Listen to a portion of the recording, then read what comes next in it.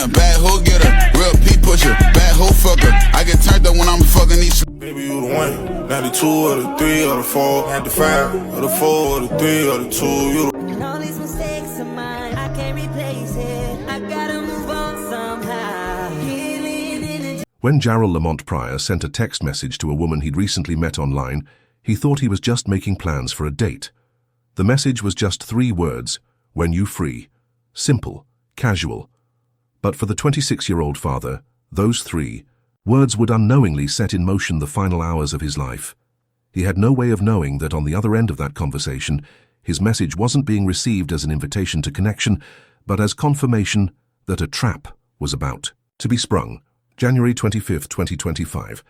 Winter had settled over Indianapolis with a persistent chill. For Jarrell Pryor, it was a typical Saturday with plans that seemed ordinary. Known to friends and family as a hard-working and dedicated father, he had built his life around one central purpose: providing for his young daughter, Honey. His social media accounts told the story not of a young man focused on himself, but of a father whose world revolved around bath times, bedtime stories, and the small, precious moments of watching his daughter grow. Those who knew Jarrell spoke of his unwavering commitment to fatherhood. Unlike some men his age who might have seen an unexpected child as an obstacle, Jarrell had embraced parenthood fully, restructuring his priorities to ensure his daughter never felt the absence of his love. His mother, Tamekia Wiley, would later tell reporters through tears, "No justice will ever cure my broken heart. It will not ever bring my baby back." On weekends, Jarrell's modest apartment transformed into a playground. Children's books lined low shelves where tiny hands could reach them. Colorful educational toys were neatly organized in labeled bins. The refrigerator door displayed artwork, scribbled creations proudly displayed like masterpieces. One wall held a growth chart, carefully marking each inch of his daughter's development. The space revealed a father who understood that creating a home wasn't about luxury, but about presence. Since early 2024, Jarrell had been making strides professionally. Working full-time while balancing the demands of single parenthood wasn't easy, but he had recently received a promotion that brought better pay and more flexible hours. This improvement had allowed him to start researching first-time homebuyer programs. His goal was to purchase a small house in a good school district before his daughter reached kindergarten age. He wanted her to have stability, a yard to play in, and most importantly, a sense of permanence. The introduction of Alexis Hawkins into Jarrell's life began innocuously during the first week of January 2025. Like many young single parents, Jarrell occasionally turned to social media during the rare moments of free time when his daughter was with her mother or grandparents. When Jarrell received a notification that someone named Alexis had liked several of his photos and followed his account, he thought nothing of it at first. Her profile showed a 19-year-old woman with an interest in fashion, music, and socializing. Nothing in her carefully curated online presence suggested danger. Her photos showed a young woman at parties, posing with friends, showcasing new outfits, the typical social media presence of someone her age. What the profile didn't reveal was that behind this carefully constructed facade was someone with very different intentions. Their initial exchanges were casual. On January 10, 2025, she commented on a photo of Jarrell and his daughter at a park, noting how sweet it was to see a father so involved in his child's life. The comment led to direct messages, which gradually increased in frequency over the next 2 weeks. Alexis expressed interest in Jarrell's life, asking questions about his daughter, his work, his hobbies. She presented herself as someone who admired his dedication to fatherhood. What Jarrell couldn't have known was that while their conversation seemed to be building toward a genuine connection, Alexis was simultaneously engaged in another conversation entirely. Behind the scenes, court documents would later reveal, she was messaging her 18-year-old boyfriend, Brian Winston Jr. Their exchanges painted a disturbing picture, not of a young woman interested in dating, but of predators selecting their prey. By mid-January, Jarrell had begun to trust Alexis enough to share more personal details. He told her about his work schedule, his weekend routines with his daughter, the neighborhoods he frequented. Each piece of information was carefully noted by Alexis, not out of genuine interest, but as part of a developing plan. When he mentioned that he had recently received his tax refund and was planning to put most of it into savings for a house, the trap was nearly ready to be sprung. Throughout his life, Jarrell had built a reputation as someone who prioritized co-parenting. Despite his relationship with his daughter's mother ending, he worked diligently to ensure their daughter had access to both parents. This commitment to healthy co-parenting was something he spoke about openly, as he believed it was crucial for his daughter's emotional well-being. On January 24th, the day before the tragedy, Jarrell spent the evening at his mother's house. Camera footage later recovered from a neighbor's house showed him arriving around 6 p.m. with his daughter, carrying a pink backpack and a stuffed animal. The footage showed them leaving around 8:30 p.m., his daughter asleep against his shoulder, as he carefully secured her in her car seat before driving away. This ordinary moment, a father caring for his sleeping child, would be one of the last times they were captured together. The fateful message that would set the final tragedy in motion was sent on January 25, 2025, at approximately 3:45 p.m. "When you free," Jarrell texted Alexis. The casual inquiry seemed like the most mundane of messages. Alexis responded within minutes, suggesting they meet that evening. According to court documents, within seconds of responding to Jarrell, she sent a message to Brian. "It's happening tonight, he's alone." With those words, the trap was set and Jarrell Pryor's fate was sealed. Alexis Hawkins' Instagram profile portrayed a typical 19-year-old, smiling selfies, fashion posts, and inspirational quotes about growth and positivity. But this carefully curated online persona masked a troubled reality that few of her followers could have suspected. Born in 2005 in Indianapolis, Alexis had grown up in an environment marked by instability.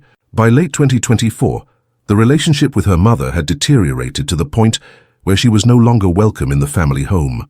Court documents would later reveal statements from Alexis's mother claiming she had kicked her daughter out because she was hanging out with pimps and other narwhals. This stark assessment from her own mother hinted at the darker elements of Alexis's life, associations with people involved in various schemes and criminal activities that had begun to influence her own behavior and choices. While her Instagram showcased a young woman interested in building a future, attending college events and forming healthy relationships, the reality was starkly different.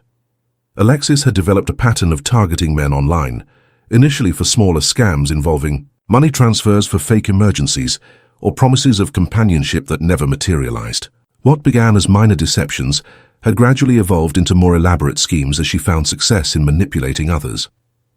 By early January 2025, Alexis's primary relationship was with 18-year-old Brian Winston Jr., though this too was carefully hidden from her public social media presence. Brian had his own troubled history. At just 18, he had already accumulated a juvenile record that included charges for theft and assault, though as a minor these records remained sealed. Now legally an adult, Winston walked a precarious line between legitimate employment at a local warehouse and involvement in various illegal schemes. Their relationship was complex, part romantic partnership, part criminal collaboration. Text. Messages recovered from their phones revealed a dynamic where they reinforced each other's worst impulses. Their communications switched fluidly between affectionate exchanges and detailed plans for various scams and robberies. According to police interviews with acquaintances, Brian was known for his volatile temper, while Alexis was described as calculating and methodical. She always had a plan, one former friend told investigators. She knew exactly what to say, to get what she wanted from people. It was like watching someone play chess while everyone else was playing checkers.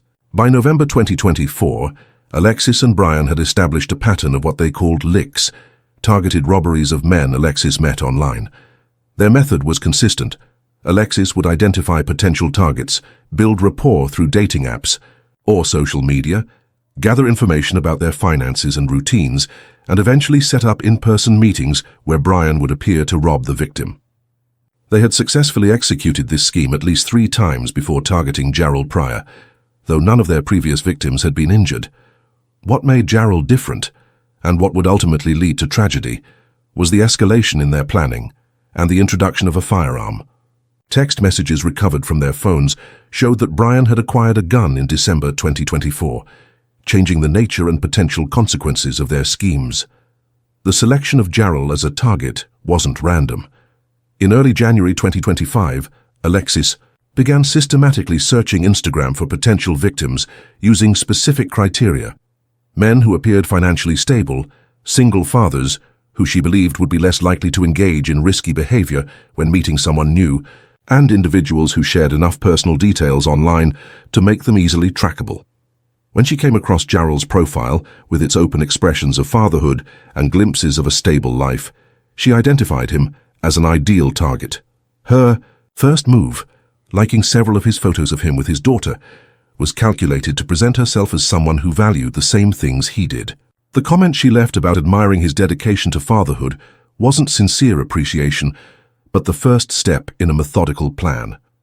Between January 10th and January 25, 2025, Alexis and Brian exchanged over 200 messages, specifically discussing Jarrell. They noted his work schedule based on his social media posts, tracked patterns in when he was alone versus when he had his daughter with him, and even drove past his apartment complex twice to familiarize themselves with the layout and potential escape routes. The most damning evidence of premeditation came in a message Alexis sent to Brian on January 15th. "This one's perfect. He just got his tax refund and he's saving for a house. Should be carrying cash or have cards we can hit for max withdrawal." Brian's response was chilling in its casualness. "Let me know when and where. I'll be ready." By January 23rd, their plan had solidified. Alexis would arrange to meet Jarrell, specifically for a late-night encounter when visibility would be low. She would suggest meeting in his car rather than a public place, using the excuse that she was shy about being seen on a first date. Brian would track their location and approach the vehicle at a predetermined time, using the element of surprise to rob Jarrell. What isn't clear from the recovered messages is exactly when the plan evolved from robbery to murder. While most of their conversations focused on taking Jarrell's money and valuables, one exchange from January 24th suggests an escalation. "If he tries anything," Brian wrote, "I'm not hesitating this time." Alexis responded simply with, "Do what you need to do." On the morning of January 25th, hours before Jarrell would send his fateful "When you free" text, Alexis and Brian met at a convenience store to finalize their plan. Security camera footage later obtained by investigators showed them in intense conversation, with Brian showing Alexis what appeared to be a handgun before putting it back in his waistband. They parted ways with a kiss, each returning to their separate roles in the deadly scheme they had crafted together. The trap was set, the players in position. All that remained was for Jarrell to send the message that would put everything in motion. The final day of Jarrell Pryor's life, January 25th, 2025, began like any other Saturday. Security footage from his apartment complex captured him leaving at 10:17 a.m., taking his daughter to a scheduled playdate at a friend's house. By noon, he had returned home alone, spending the afternoon doing laundry and cleaning his apartment. Neighbors later reported seeing him washing his car around 3 p.m., music playing from his phone as he meticulously cleaned the vehicle that would later become a crime scene. At 3:45 p.m., Jarrell sent the message that would seal his fate. "When you free," Alexis responded within minutes, suggesting they meet that evening. Their exchange was casual, with Jarrell suggesting dinner, but Alexis steering the conversation toward a later meeting time. "Let's meet up around 11, she wrote. "I know, a quiet spot where we can talk and get to know each other." Jarrell agreed, unaware that the quiet spot was strategically chosen for its isolation. Between 4 p.m. and 10 p.m., Jarrell's movements were ordinary. He picked up his daughter from the playdate at 5:30 p.m., took her to his mother's house for an overnight stay at 7 p.m., then returned home to prepare for his date. During this same time frame, Alexis and Brian were in constant communication, exchanging 47 messages as they finalized their plan. "He's dropping his kid off at his mum's," Alexis texted at 7:15 p.m. "Perfect timing," Brian responded. At 10:42 p.m., Jarrell texted Alexis his address, telling her he could pick her up. She declined, providing instead an address for a meeting point near a convenience store. "I'll be there at 11:15, she wrote. "Can't wait to see you in person." Phone records show that immediately after this exchange, she texted Brian the same address with a simple instruction. "Be ready around 12:30. That's when we'll move to the spot." At 11:12 p.m., security cameras at the convenience store captured Jarrell's car pulling into the parking lot. 3 minutes later, Alexis emerged from the shadows wearing a light-colored jacket and jeans. The footage showed Jarrell getting out of his car briefly to greet her with a hug before they both got into his vehicle. This mundane moment, a first meeting between what appeared to be two young people interested in each other, betrayed no hint of the sinister plan unfolding. At 11:36 p.m., security cameras from a liquor store on East 38th Street captured Jarrell and Alexis inside. They purchased a bottle of wine and some snacks, with the cashier later telling police they seemed like a normal couple, nothing suspicious. The footage showed Alexis laughing at something Jarrell said, touching his arm in a gesture of familiarity that seemed genuine. Her performance was flawless. There was no indication she was setting him up for robbery and worse. During this same time frame, Brian was positioning himself according to their plan. Cell tower data would later place his phone moving north, through Indianapolis, following the path Alexis was subtly directing Jarrell to take. At 11:58 p.m., Alexis texted Brian from inside Jarrell's car. "Heading to the spot now. He trusts me completely." The spot they had selected was near the Indiana State Fairgrounds, a relatively isolated area at that late hour. Between midnight and 12:45 a.m., Alexis used various pretexts to direct Jarrell's driving route, suggesting scenic spots to park and talk. Security footage from businesses along their route captured Jarrell's car passing by, placing them on a trajectory toward 49th Street and Primrose Avenue. At 12:38 a.m., Alexis texted Brian their location with chilling precision. 2 minutes from the corner. Black Honda. Be ready. What happened in the final moments before the shooting was pieced together through forensic evidence, witness statements, and the defendant's eventual accounts. Jarrell parked his car near the corner of 49th Street and Primrose Avenue at approximately 12:45 a.m. The area was quiet, with minimal traffic and lighting, exactly the conditions Alexis and Brian had planned for. For about 15 minutes, Alexis kept Jarrell engaged in conversation. According to her later statement, they talked about his daughter, his plans for buying a house, and his hopes for the future. The cruel irony of this conversation, Jarrell sharing his dreams with a person who had orchestrated his demise, underscores the calculated nature of the trap. At approximately 1 a.m., Brian Winston appeared suddenly beside Jarrell's vehicle. A witness in a nearby house reported hearing a car door open, followed by a male voice saying something like, "Give it up," or "Hand it over." Within seconds, multiple gunshots shattered the night silence. Forensic evidence indicated Jarrell was shot multiple times while still seated in the driver's seat. The medical examiner's report would later confirm he sustained fatal gunshot wounds to the chest and head, suggesting he had no chance to defend himself. The murder weapon was never recovered, but ballistics confirmed a 9mm handgun was used. In the chaotic moments after the shooting, Alexis exited the vehicle, joining Brian on the street. A security camera from a house half a block away captured distant figures moving quickly away from the scene. Contrary to their initial plan to rob Jarrell of his wallet, phone, and car, the pair fled on foot, apparently panicked by the escalation to murder. Jarrell Pryor was left alone in his car, critically wounded. At 1:17 a.m., a resident walking his dog discovered the scene and called 911. First responders arrived at 1:24 a.m., finding Jarrell still alive but unresponsive. Despite their efforts to save him, he was pronounced dead at 2:05 a.m. at a nearby hospital. The devoted father, whose only mistake was trusting someone who had targeted him for harm, never regained consciousness to say goodbye or to understand what had happened to him. As dawn broke over Indianapolis on January 26, 2025, Alexis and Brian had already separated, each returning to their respective homes as though nothing had happened. But digital evidence they couldn't erase was already building the case that would eventually bring them to justice. The investigation into Jarrell Pryor's murder began in the pre-dawn hours of January 26, 2025. First responders had done everything possible to save his life, but the multiple gunshot wounds proved fatal. By 2:30 a.m., homicide detectives from the Indianapolis Metropolitan Police Department arrived at the scene, establishing a perimeter around Jarrell's vehicle and the surrounding area on 49th Street and Primrose Avenue. The initial evidence collection yielded little. No weapon was found at the scene. Rain had begun to fall shortly after the shooting, washing away potential footprints and complicating the search for shell casings. The vehicle's interior, however, told a more detailed story. 2 drinking cups from the liquor store, fingerprints on the passenger door and dashboard, and a strand of long hair indicated Jarrell hadn't been alone in the car. The lead investigators' first breakthrough came when officers retrieved Jarrell's phone from the center console of his car.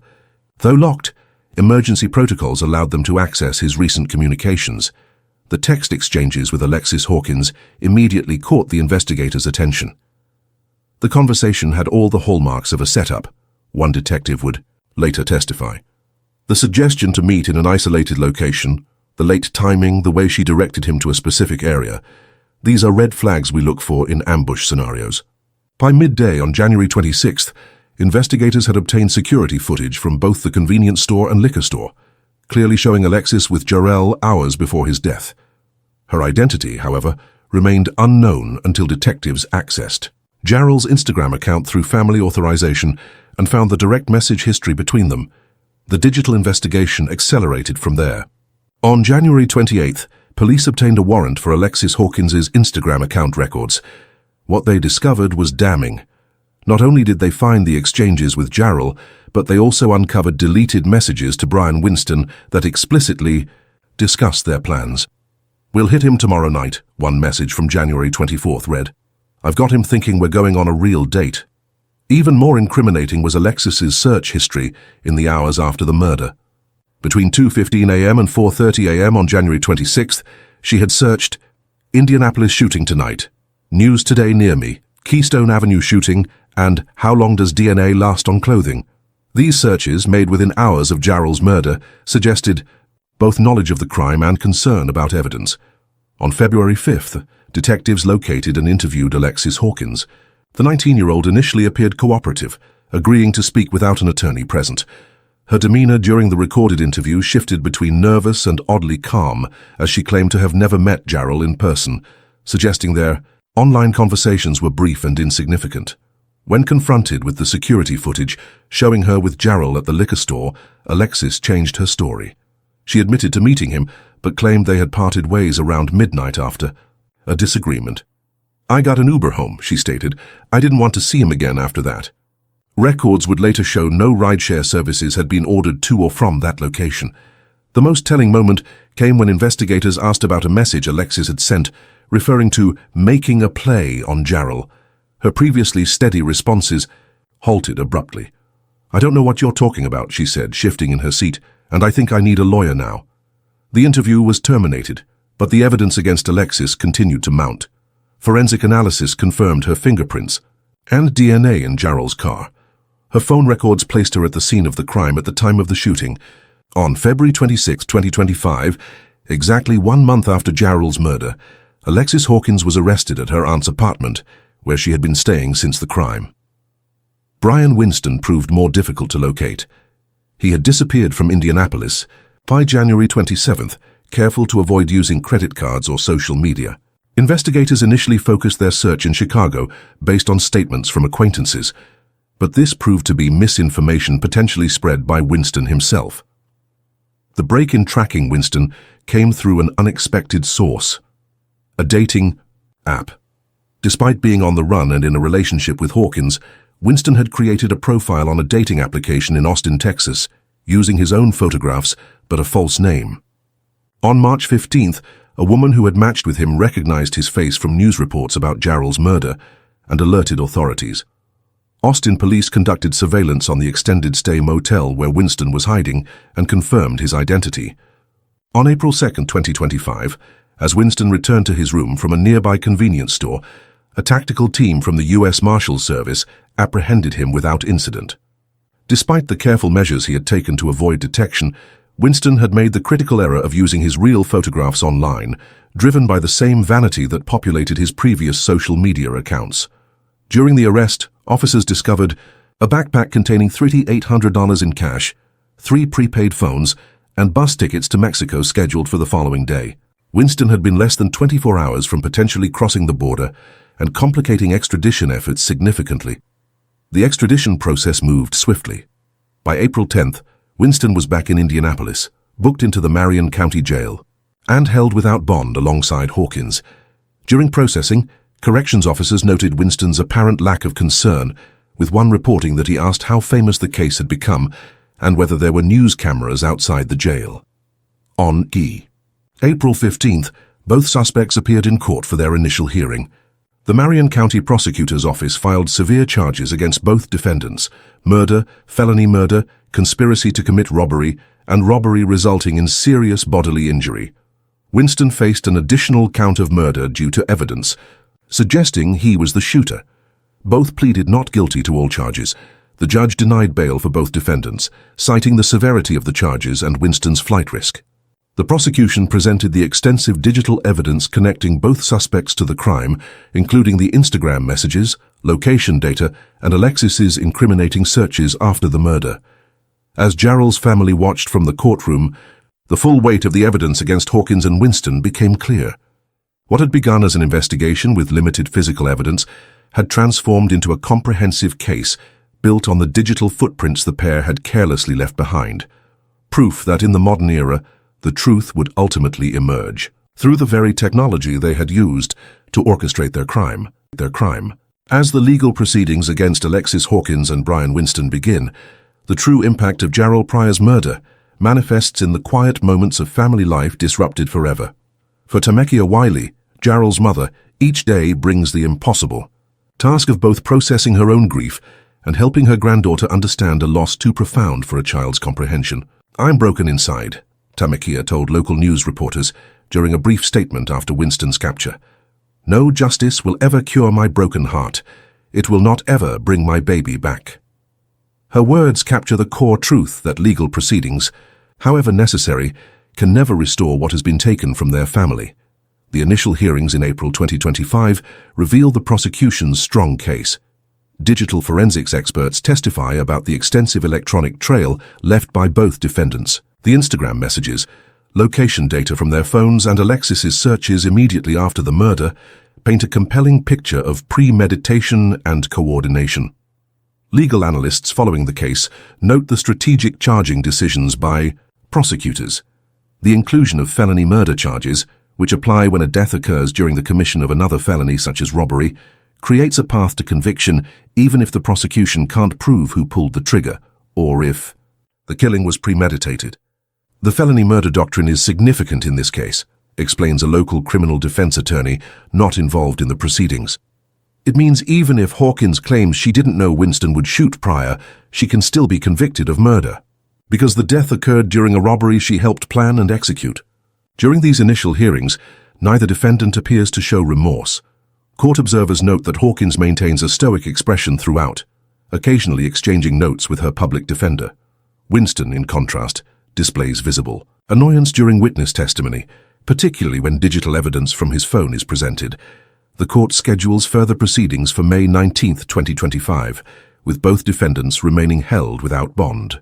The judge cites the severity of the charges and Winston's demonstrated flight risk as primary factors in the bail decision.